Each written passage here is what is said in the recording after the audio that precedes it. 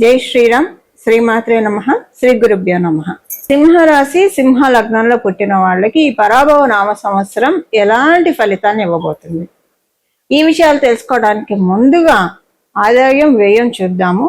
ఆదాయం 5, వ్యయం 5, రాజపూజ్యం 7, అవమానం 7, రెండు సరికి సమంగా ఉన్నాయి. ఈ సంవత్సరం ఎలాంటి ఫలితాన్ని గోచార గ్రహ స్థితులు, గోచారంలో ఉన్న గ్రహ దేవతలు మీకు ప్రసాదించబోతూ ఉన్నాయి, ఈ విషయాన్ని మనం చూద్దాం. ఈ సంవత్సరం ప్రత్యేకించి జూలై నుంచి మనం చూసుకుంటే ఇంట్లో మీరు ఇంటికి సంబంధించిన విషయాల్లో పనులన్నీ కూడా ఫాస్ట్గా ప్రోగ్రెస్ అవుతాయి.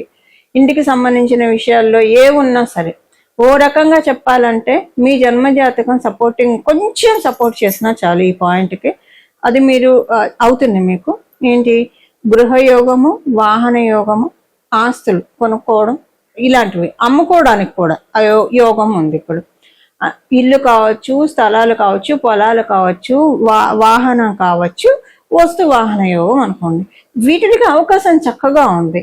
సో ఇవి కొనాలనుకున్నా అమ్మాలనుకున్నా ఈజీగా సాగుతున్నాయి. అంటే ఇప్పుడు ఈ యోగం ఉంది కాకపోతే దీనికి కండిషన్స్ కూడా ఉంటాయి కదా. యోగం ఉన్నప్పుడు అది తీసుకోవాలంటే ఇది గోచారంలో వచ్చింది కాబట్టి మీ జన్మజాతకంలో దీనికి సపోర్టింగ్ గా కొంచెం ఒక 30% సపోర్ట్ ఉన్నా, బలం ఉన్నా కూడా మీరు చూస్తారు ఈ విషయాన్ని. సపోజ్ మీకు కనుక ఈ బలం లేదు అనుకుందాం కాసేపు, అంటే ఇప్పుడు గృహయోగం లేదు, వాహన యోగం లేదు అని అనుకుంటే మీ జన్మజాతకం దానికి సపోర్ట్ చేయట్లేదంటే గోచారం మాక్సిమం ఇచ్చేస్తాను, 99% ఇస్తాను. ఇన్ కేసు అలా కాకపోతే ఇంకొక చోట బ్లెస్సింగ్స్ వస్తాయి. మీకు ఇంట్లో ఏవైతే మీరు ఇదైతే బాగుంది. ఇప్పుడు సపోజ్ కొంతమందికి ఇల్లే కొనుక్కోవాలని ఉండదు, వాహనమే కొనుక్కోవాలని ఉండదు, ఆల్రెడీ ఇల్లు ఉంటుంది, వాహనం ఉంటుంది, ఇప్పుడు ఏం ప్లాన్ చేసే అవకాశం ఉండదు. అంటే ఇప్పుడు వాళ్ళకి ఉన్నవి చాలు, ఇంకా కొనుక్కునేది లేదంటే ఏదైనా మీ పిల్లలు పెళ్ళి అవ్వట్లేదు, పిల్లలు పెళ్ళి అవుతున్నాయి, మీ పిల్లల పురోభివృద్ధికి మీరు బాధపడుతున్నారు, అదే అవుతున్నాయి. మీరు వృత్తి వ్యాపారాల్లో ఆటంకాలతోటి ఇబ్బంది పడుతూ ఉన్నారు, అది అవుతుంది. ఇలాగా ఏ విషయంలో అయితే మీరు ఇంటికి వెళ్ళిన తర్వాత మీరు తల పట్టుకోకుండా ప్రశాంతంగా కూర్చునే విధంగా గోచరంలో ఉన్న గ్రహస్థితులు మిమ్మల్ని చేస్తున్నాయి. అబ్బా ఇప్పుడు ఇది ఉంది, ఎప్పటికి తీరుతుంది భగవంతుడా అని ఇలా తల మీద చెయ్యి వేసుకోకుండా ఆ చెయ్యి తీపిస్తున్నాడు గోచారంలో ఉన్న గ్రహ దేవతలు. సో ఏదైతే లాగ్ అవుతూ ఉందో, జడంగా ఉందో, ఆ పనులన్నీ చక్కగా అవుతాయి. ఇది మీ వృత్తి వ్యాపారానికి సంబంధించిన. ఇప్పుడు వృత్తి వ్యాపారాల్లో ఏదన్నా ఆటంకాలు ఉన్నాయి అనుకోండి, ఆ స్ట్రెస్ అంతా ఇంటికే క్యారీ అవుతుంది కదా. ఇంటికి వచ్చిన తర్వాత అంటే అన్అవాయిడబుల్ ఉంటాయి కొన్ని అసలు. అంటే మామూలుగా మేనేజ్ చేసుకున్నవైతే ఆలోచించాము. ఈ పెద్ద తలకాయ నొప్పులు ఉన్నాయి అనుకోండి, ఇంటికి వచ్చిన వాట ఆలోచన ఉన్నవి ఏవైనా మీకు ఉంటే అప్పుడు గృహయోగం బదులు ఈ యోగం ఉంటుంది. వాటి నుంచి మిమ్మల్ని బయటపడేస్తున్నారు గ్రహ దేవతలు, గోచరంలో ఉన్న గ్రహ దేవతలు. బ్లెస్సింగ్ అయితే ఉంది మీకు డెఫినెట్గా. సింపుల్గా చెప్పాలంటే ఇంట్లో ఆనందంతో మీరు మీ సమయాన్ని, మీ కాలాన్ని సద్వినియోగం చేసుకుంటారు. చాలా సంతోషంతో గడుపుతారు మీ ఇంట్లో మీ సమయాన్ని. ఇది మీకు ఇస్తూ ఉన్నాడు. అలాగే మీకు ఇంకొక బ్లెస్సింగ్ ఏంటంటే మీకు అంతర్గత శత్రువులు, బహిర్గత శత్రువులు, వీటి నుంచి మిమ్మల్ని బయటకు తెస్తున్నాడు ఆయన, లిబరేట్ చేస్తున్నాడు. అంతర్గత శత్రువులు మనకి తెలుసు కదా, మనకి అంతర్గత శత్రువులు షడ్రిపూస్ అని చెప్తుంది జ్యోతిష శాస్త్రం. దానివల్ల ఎవరైనా ఇబ్బంది పడేది కామ, క్రోధ, లోభ, మదం, ఆశ్చర్యం.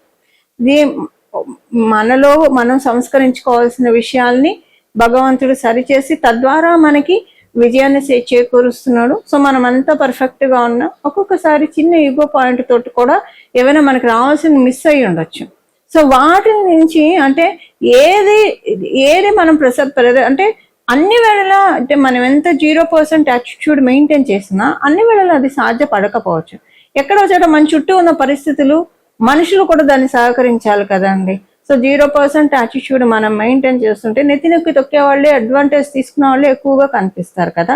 ఈ క్రమంలో మనము ఒకవేళ కొన్ని చోట్ల ఒక చిన్న యాటిట్యూడ్, ఈగో చూపిస్తే దానివల్ల తప్పిపోయేవి కూడా తప్పిపోనీయకుండా అదే అంతర్గత శత్రువుని జయించడం అంటే.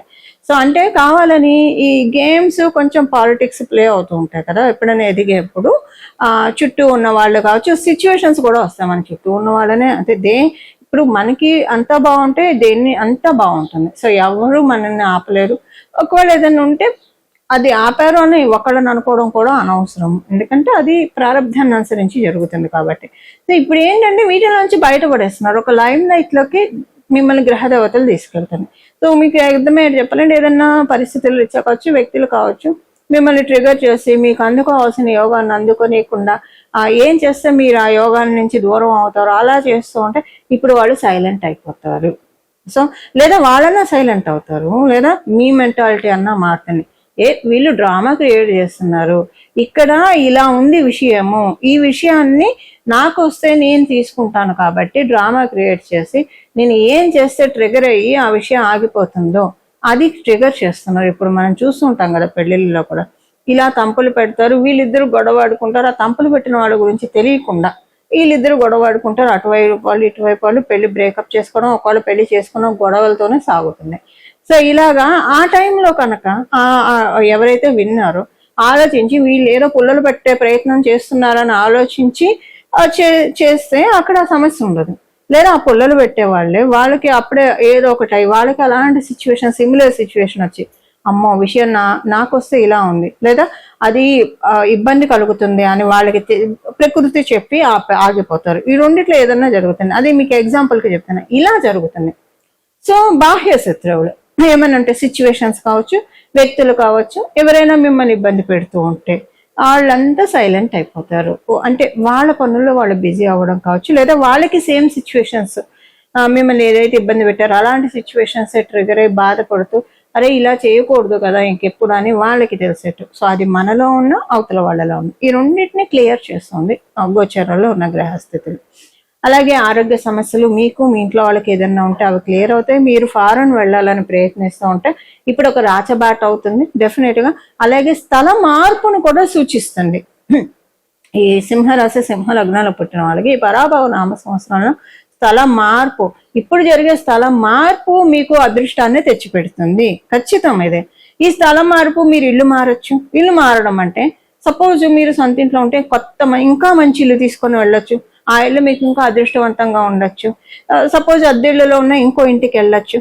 ఇలాగ స్థల మార్పు. లేదు ఇంట్లో కాకపోయినా మీ వృత్తిలో, ఇప్పుడు ఉద్యోగస్తులు కనుకోండి, వృత్తిలో మీకు అప్గ్రేడ్ అవుతారు మీరు. సో అలాగా మీరు వేరే చోటికి బదిలీ అవ్వడమో, లేదా మీ వర్క్ ప్లేస్ లో బదిలీ కాకపోయినా చేంజెస్ చూస్తారు. బట్ స్థల మార్పుకి ఎక్కువగా సూచనలు కనిపిస్తున్నాయి.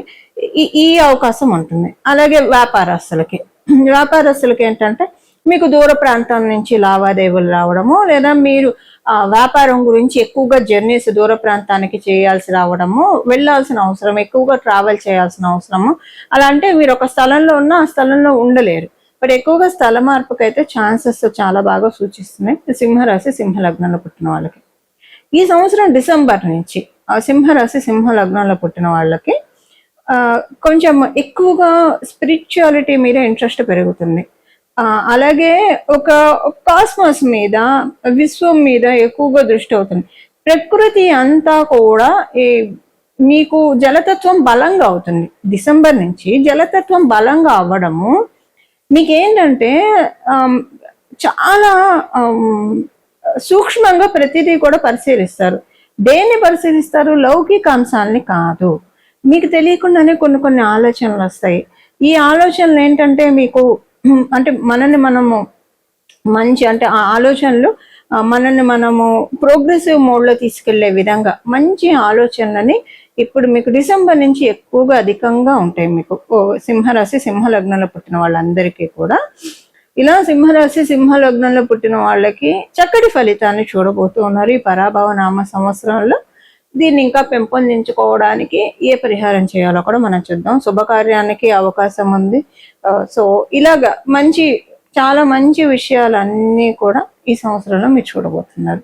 ఇవి సింహరాశి వాళ్ళ ఫలితాలు, సింహ లగ్నంలో పుట్టిన వాళ్ళ ఫలితాలు ఈ పరాభవ నామ సంవత్సరంలో. ఈ పరాభవ నామ సంవత్సరంలో చేసుకోవాల్సిన పరిహారము, గురు భగవానుడు ఈ సంవత్సరము ఆయన సంచారం చాలా అంటే చాలా ఇంట్రెస్టింగ్ గా ఉంటుంది. కాబట్టి ఎందుకంటే కర్కాటక రాశిలో ఆయన బంగారు పాదాన్ని మోపుతున్నాడు. ఉచ్చస్థానం కర్కాటక రాశి స్వామివారికి చాలా మంచి ఫలితాన్ని ద్వాదశ రాశి వాళ్ళకి, ద్వాదశ లగ్నాల వాళ్ళకి కూడా ఆయన ప్రసాదించబోతూ ఉన్నాడు.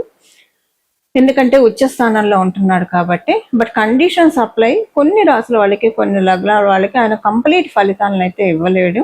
అలాగే మీ జన్మ జాతకంలో కనుక ఇప్పుడు ప్రస్తుతం బాగోకపోతే అప్పుడు కూడా మీరు పూర్తిగా తీసుకోలేరు. సో ఇలాంటి కండిషన్స్ ఏవైనా ఉన్నా, అంటే మీ జన్మ జాతకంలో గురుబలం లేకపోయినా, లేదా ఇప్పుడు ప్రస్తుతానికి గురుబలానికి సపోర్ట్ చేసే, అంటే ఇప్పుడు గోచారంలో గురుబలం మనకి జూన్లో ఆయన ఎప్పుడైతే కర్కాటక రాశిలోకి వెళ్తాడో అప్పటి నుంచి గురుబలం బాగా పెరుగుతుంది గోచార రీత్యా. కానీ మీ జన్మ జాతకం ప్రకారము మీకు గురుబలం ఎక్కువగా లేకపోయినా, లేదా గురుబలాన్ని డామినేట్ చేసే విధంగా మీకు ప్లానెటరీ పొజిషన్స్ ఉంటే కనుక దానికోసము పరిహారము అందరికీ కలిపి, అంటే ద్వాదశ రాశుల వాళ్ళకి కూడా ఈ సంవత్సరం అంతా కూడా వీలైనంత వరకు దక్షిణామూర్తి స్వామి వారి ఆరాధన చాలా సత్ఫలితాన్ని ఇస్తుంది.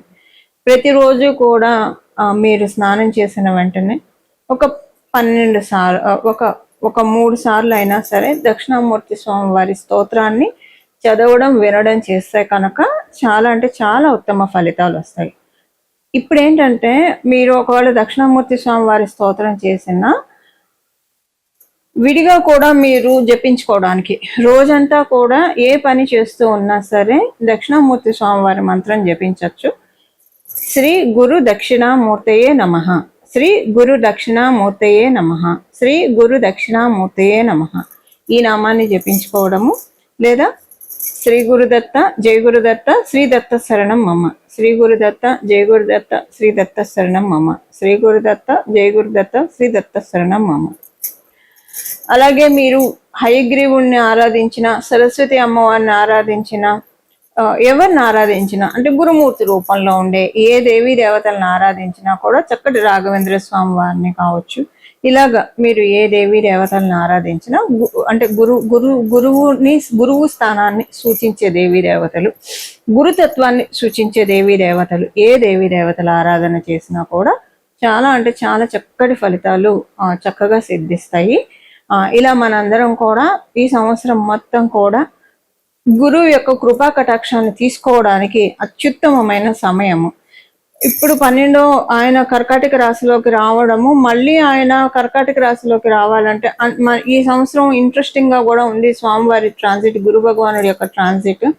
అది మళ్ళీ తర్వాత మనం సపరేట్ వీడియో చేద్దాం దాని గురించి. కానీ ఇప్పుడు మటుకు గురువు యొక్క బలాన్ని అందరం పెంపొందించుకోవడానికి this is the best time and right period అని కూడా చెప్పొచ్చు. ఇక్కడ నుంచి గురువు యొక్క ప్రభావం చాలా ఎక్కువగా ఉంటుంది. అది ఇక్కడ నుంచి కొన్ని సంవత్సరాల పాటు అని కూడా చెప్పచ్చు. ఎందుకంటే ఆయన అతిచారంలోకి వెళ్తూ ఉన్నాడు, ఈ సంవత్సరంలో కూడా అతిచారంలోకి వెళ్తున్నాడు. అతిచార గురువుడు అతి బలవంతుడు అని చెప్తుంది జ్యోతిష శాస్త్రము. సో ఇది ఇప్పుడు మీకు గురుబలం ఉన్నా లేకపోయినా, మీకు తెలిసినా తెలియకపోయినా సరే, ఈ సంవత్సరం నుంచి గురుబలం మనందరం పెంచుకోవడానికి, మీకు ఆల్రెడీ గురుబలం ఉంటే చాలా మంచిది. ఇక మీకు మీరు నక్కతో కుదుకినట్లే. గురుబలం లేదు అని అనుకుంటే కనుక ఇప్పుడు గురుబలాన్ని పెంచుకోవడానికి సరైన సమయం, రైట్ పీరియడ్ అని చెప్పడంలో ఏమాత్రం సందేహం లేదు. ఈ విధంగా మనం అందరం కూడా గురుబలాన్ని పెంపొందించుకొని మన జీవితాన్ని మంగళప్రదంగా, అదృష్టప్రదంగా, సౌభాగ్యవంతంగా మార్చుకోవాలని చెప్పి మనందరి తరఫున జగన్మాతను మనస్ఫూర్తిగా ప్రార్థిస్తూ మంగళం. నమో భగవతే వాసుదేవాయ.